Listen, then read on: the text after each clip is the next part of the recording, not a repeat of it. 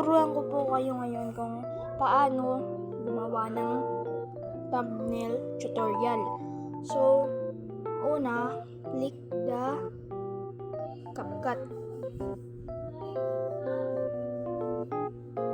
Nag-edit po kasi ako, sorry. Tapos, gagawa ka po new project. And, click ka po ng mga ano-anong kulay na background. Ito po sa akin yung color white. Tapos, pagtapos na, just click overlay.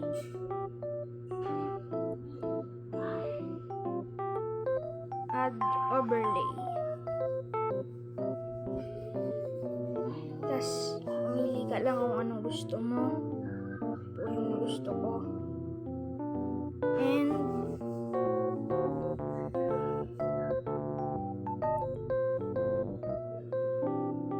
cut. Just click cut out.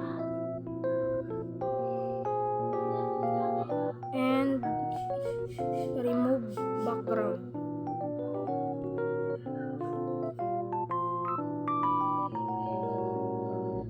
Just click the remove background.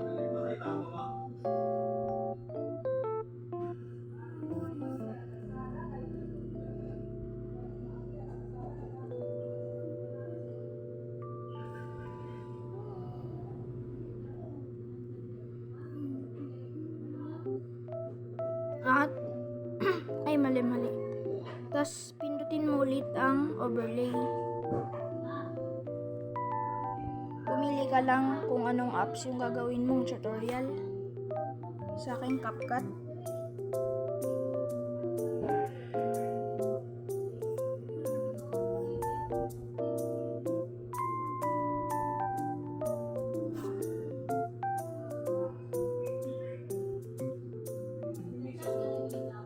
Click text.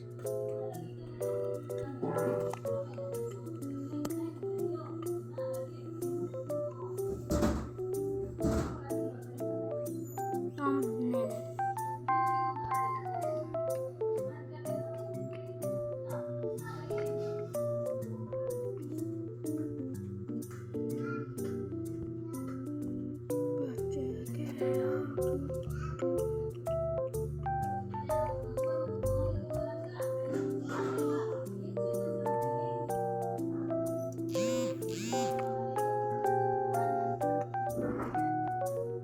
Lagay nyo lang po, tutorial.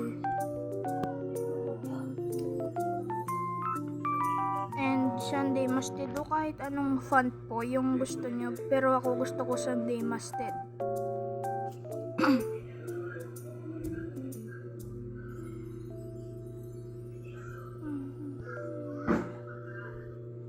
Tapos ipunta nyo po siya sa baba ng thumbnail na text nyo na ginawa.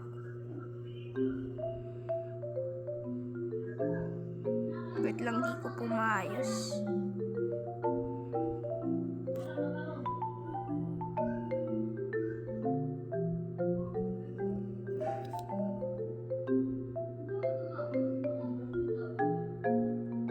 Tapos when you done na po, just click na po yung meron sa gilid, yung yan. Tapos i-screenshot nyo po.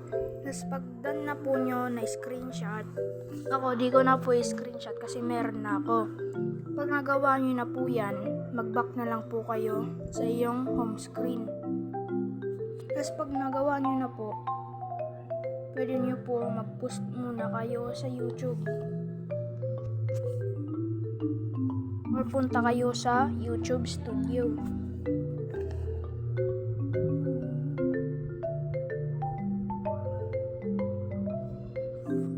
Tapos click lang po kayo ng video na gusto nyong palitan ng kanyang thumbnail.